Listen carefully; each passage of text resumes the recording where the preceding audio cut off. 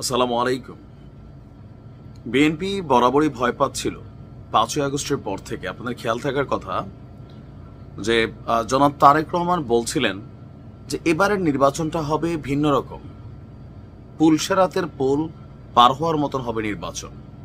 আবার নির্বাচন নিয়ে বিএনপির যে তড়িঘড়ি ছিল ৫ই আগস্টে সরকার পতনের পর, শেখ হাসিনার পলায়নের পর বিএনপি একটা বড় ধরনের সমাবেশ করেছিল, যেখানে আমরা দেখেছিলাম যে ৩ মাসের মধ্যে তারা নির্বাচন দাবি করেছিল।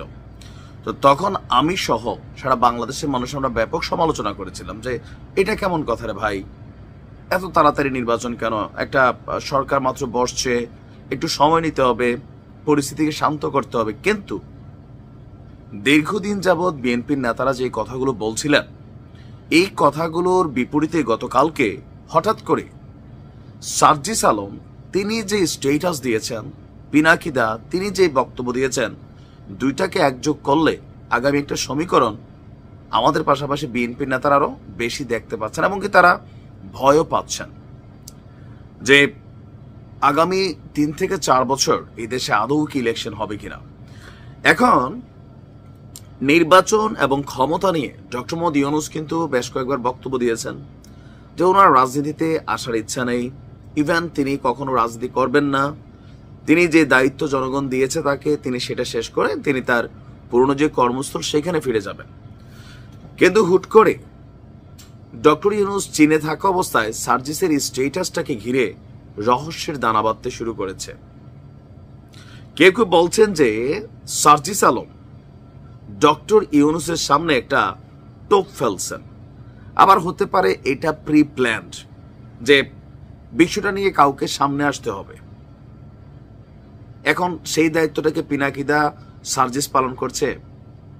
অনেকে মনে করছে যে সার্জিস আলম যদি এটা নিজ থেকে কইরা থাকে তাহলে এটা সে এনসিপির জন্য করছে, যে ডক্টর ইউনূসের সামনে ক্ষমতাকে একটা টোপ হিসাবে নাড়াচাড়া করা হচ্ছে,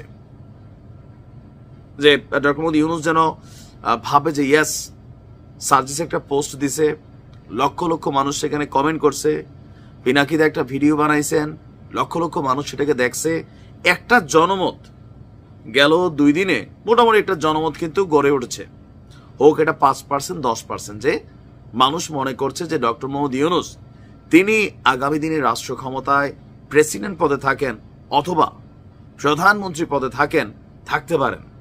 আবার অনেকে বলছেন তিনি তো ভাই রাজনীতি করবেন না, তাহলে কিভাবে প্রধানমন্ত্রী হবেন? এটারও সিস্টেম আছে।